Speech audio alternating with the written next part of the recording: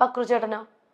ഇല്ല, ഞാൻ ചോദിക്കട്ടെ, ഇപ്പൊ ഹൈറ്റിൽ എന്താണ് ഞാൻ ഇപ്പോഴും ചിന്തിക്കും, ഹൈറ്റിലൊക്കെ എന്തിരിക്കും? നമുക്കൊരു അസുഖം വന്നാൽ തീരാവുന്നേ ഉള്ളൂ, ഈ ഹൈറ്റും വെയിറ്റും അല്ലെങ്കിൽ കളറും സൗന്ദര്യവും എല്ലാം.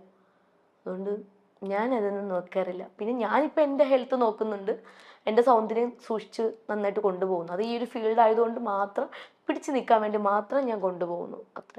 എന്തൊക്കെയാ ചെയ്യുന്നത്? നന്നായിട്ട് 2 നേരം കുളിക്കും. കുളിക്കും. 2 നേരം ഒന്നും കുളിക്കത്തില്ല ചേച്ചി, ഉള്ള കാര്യം പറയല്ല. മുടി നമ്മൾ ഡെയിലി കുളിച്ചു കഴിഞ്ഞാൽ നമ്മളെ മുടി കൊഴിയുമെന്ന് ഞാൻ പഠിച്ചു. അതുകൊണ്ട് ഞാൻ ആഴ്ചയിൽ, എനിക്ക് എന്നും കുളിക്കാൻ ഭയങ്കര ഇഷ്ടമാണ്. എന്നാലും ആഴ്ചയിൽ 3 ദിവസം ഞാൻ തല കഴുകുള്ളൂ. പിന്നെ ഷൂട്ടിനൊക്കെ പോയിട്ട് വരണമെങ്കിൽ ഞാൻ മസ്റ്റായിട്ട് കഴുകും. കാരണം നമ്മൾ സ്പ്രേയും നമ്മൾ അത്രയ്ക്ക് തലയിൽ കെമിക്കൽ പോകുന്നതല്ലേ. അതുകൊണ്ട് ഞാൻ അങ്ങനെ വാഷ് ചെയ്യും. രാവിലെയും വൈകിട്ടൊന്നും നോക്കാറില്ല. പിന്നെ വീട്ടിൽ നിൽക്കുന്ന ഒരു ആഴ്ച ഫുള്ളും വീട്ടിൽ നിൽക്കുന്ന ദിവസങ്ങളാണെങ്കിൽ ആഴ്ചയിൽ 2 ദിവസം 3 ദിവസം മാത്രമേ ഞാൻ തല കഴുകൂ. നന്നായിട്ട് ഹോട്ട് ഓയിൽ ചെയ്ത് സ്പാ കൊടുത്ത്. അങ്ങനെ സ്പാ ഇന്ന് ചെയ്യുകയാണെങ്കിൽ ഞാൻ ഒരാഴ്ചത്തേക്ക് തല കഴുകത്തില്ല. ആ നല്ല സ്മെല്ലല്ലേ ആ സ്പായുടെ മണം, എൻ്റെ പൊന്നെ ഭയങ്കര സ്മെല്ല്. നല്ലതാ. എനിക്കങ്ങനെ മുടി ഭയങ്കരമായിട്ട് വളർന്നായിട്ട് തോന്നിയിട്ടുണ്ട്. എൻ്റെ മുടി കണ്ടില്ല. ഓ, ഇതാണ് മുടിയുടെ രഹസ്യം. അല്ല, എനിക്ക് ഡെയിലി കുളിച്ചപ്പോൾ ഉള്ള പ്രശ്നം എന്ന് വെച്ചാൽ മുടി എന്നും കൊഴിയും. പ്രത്യേകിച്ച് ഞാൻ ഈ ട്രിവാൻഡ്രത്ത് വഴയില താമസിച്ചപ്പോൾ അവിടെ വെള്ളം ഇച്ചിരി മോശമല്ലേ. അപ്പോൾ എനിക്ക് മനസ്സിലായി കിണറ്റിലെ വെള്ളവും പൈപ്പിൽ നിന്ന് പറഞ്ഞ വെള്ളത്തിലും വ്യത്യാസം എന്താണെന്ന്. അതുകൊണ്ട് ഞാനിപ്പോൾ ആഴ്ചയിൽ 3 ദിവസം തല കഴുകും, ദിവസം 2 നേരം മേല് കഴുകും. അങ്ങനെയൊക്കെ 3 നേരം കിട്ടണമെങ്കിൽ അങ്ങനെ. പിന്നെ നല്ല ഭക്ഷണങ്ങൾ കഴിക്കും, നന്നായിട്ട് വെള്ളം കുടിക്കും. 3 ലിറ്റർ വെള്ളമെങ്കിലും കുടിക്കാൻ ഞാൻ ശ്രമിക്കും. അല്ലെങ്കിൽ അമ്മ കുടിപ്പിക്കും, അമ്മ ഉണ്ടെങ്കിൽ അമ്മ കുടിപ്പിക്കും, ചേച്ചി കുടിപ്പിക്കും. ഇവർ 2 പേരാണ്. എനിക്ക് 2 അമ്മമാരാണ് കേട്ടോ, ചേച്ചിയും. ഞാൻ ഇതുവരെ ഞാൻ പറഞ്ഞിട്ടില്ല ഒരിടത്ത്. അവളെ കേൾക്കുമ്പോൾ ഭയങ്കര സന്തോഷം തോന്നും. 2 അമ്മമാരാണ്, അമ്മയും മാളും. മാളു എന്ന് പറയുമ്പോൾ എന്നെക്കാൾ 2 വയസ്സിന് മൂത്തതാണ്. അവളെനിക്ക് അമ്മയെ പോലെ. അവള് ശകാരിക്കുകയും ചെയ്യും, സ്നേഹിക്കുകയും ചെയ്യും. സ്നേഹിക്കാൻ അവൾക്ക് അങ്ങനെ അറിയില്ല. സ്നേഹം കാണിക്കണമെന്ന് അറിയാമോ? അത് ചെയ്യ്, ഇത് ചെയ്യ്, എടി അങ്ങനെ ചെയ്ത് കഴിക്കുക കൊച്ച്, ഇത് ചെയ്യ്, അങ്ങനെ എന്ന് പറഞ്ഞാൽ നല്ലത് പറഞ്ഞുതരും. മനസ്സിലായില്ല? അങ്ങനെ. അല്ലാതെ മക്കളെ മോളെ ഒന്നും എന്നെ വിളിക്കാറില്ല, ഉമ്മ പോലും തരാറില്ലല്ലോ ചേച്ചി എനിക്ക്. ഇതുവരെ എനിക്കൊരു ഉമ്മ വന്നിട്ടില്ല. പക്ഷേ എനിക്കറിയാം അവൾക്ക് എൻ്റെ ജീവനാണെന്ന്. എനിക്ക് എൻ്റെ പ്രാണനാണ്.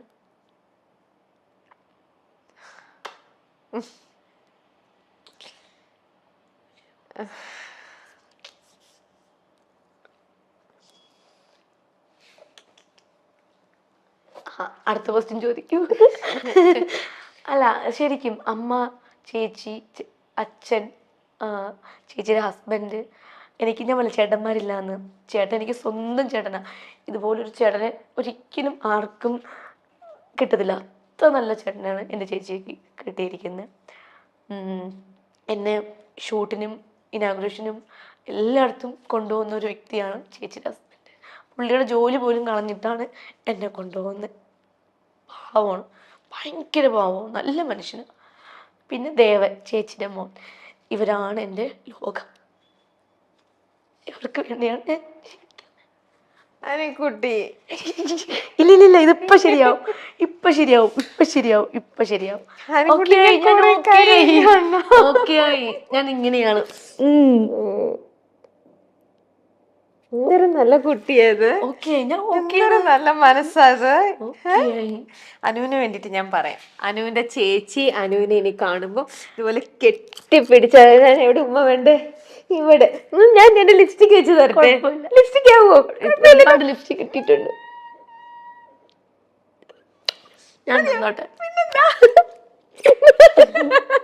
ഇതുപോലെ ചേച്ചി ഓടി വന്ന് കെട്ടിപ്പിടിച്ചൊരു ഉമ്മ കൊടുക്കും കേട്ടോ, തരും.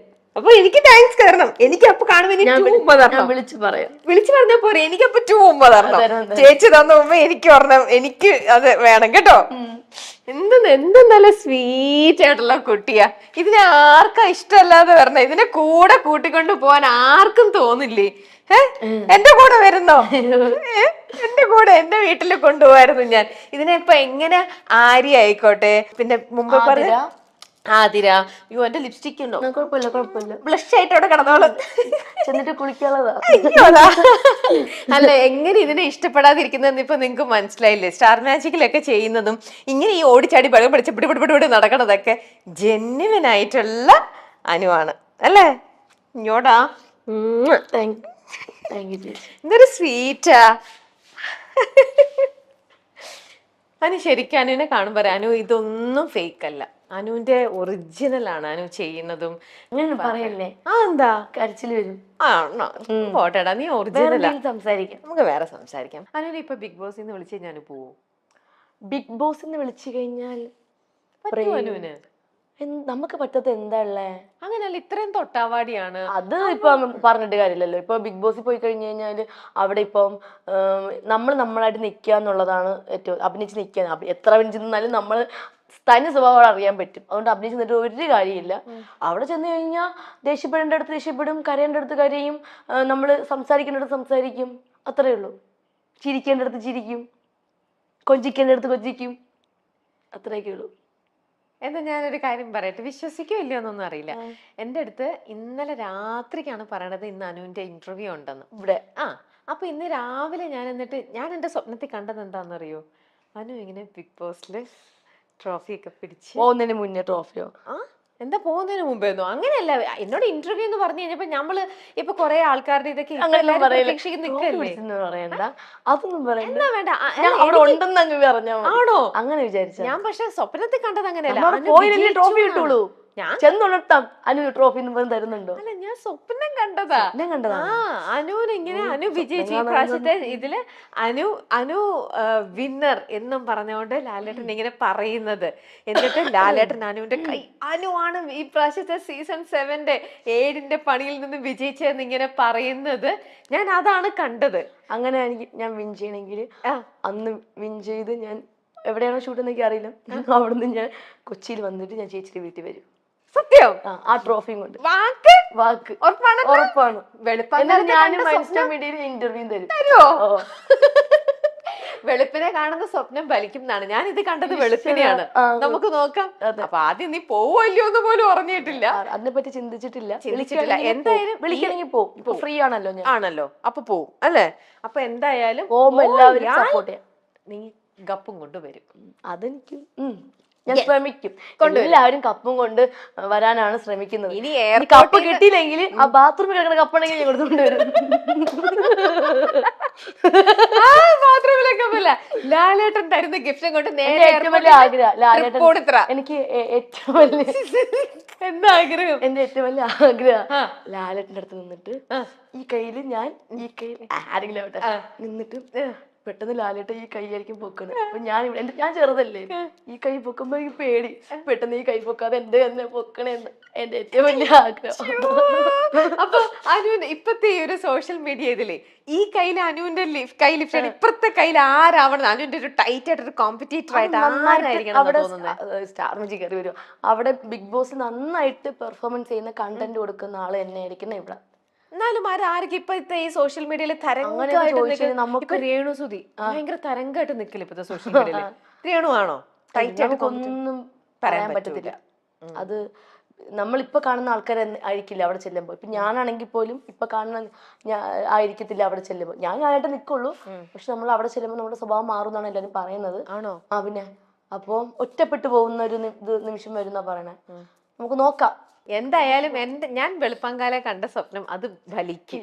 അതില് തന്നെ ഞാൻ എയർപോർട്ടിൽ നിന്ന് ഞാൻ നോക്കി നിൽക്കും. ഞാനന്ന് ഷൂട്ടും ചെയ്യില്ല. ഞങ്ങളോട് അറിയുമല്ലോ, എയർപോർട്ടിൽ നിന്ന് നേരെ വന്ന വഴി തൃപ്പൂണിത്തുറയ്ക്ക് വന്നില്ലെങ്കിൽ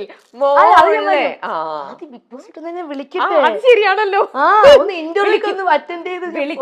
എന്തായാലും വിളിക്കും. ഈ കൈ ലിഫ്റ്റ് ചെയ്യുന്നത് അത് അനുക്കുട്ടിയുടെ തന്നെയായിരിക്കും. ഈ രണ്ടാമതുള്ളത് ആരുടെയാന്നേ ഉള്ളൂ ഇനി അറിയാനുള്ളത്. അത് നമുക്ക് കാത്തിരിക്കാം. നന്നായിട്ട് ഹാർഡ് വർക്ക് ചെയ്യുന്ന ആരെങ്കിലും ആയിരിക്കും. നമുക്ക് നോക്കാം അതാരാണെന്ന്. എന്തായാലും എന്റെ അനുക്കുട്ടിക്ക് എല്ലാവിധ പ്രാർത്ഥനകളും സ്നേഹങ്ങളും എല്ലാ ആശംസകളും ഒരുപാട് കേട്ടോ. അത് തന്നെ. കൊടുക്കല്ലേട്ടാ. അയ്യോ, അപ്പൂസിന് ഇത് കൊടുക്കാനോ? അപ്പൂസ് അങ്ങ് നിന്ന് അപ്പൂസ ഇവിടെ വന്നിരിക്കുന്നോ? അപ്പൂസിന് ഏരിയയിലേക്ക് പോലും കൊടുക്കണ്ട ഉമ്മയും കാര്യങ്ങളൊന്നും.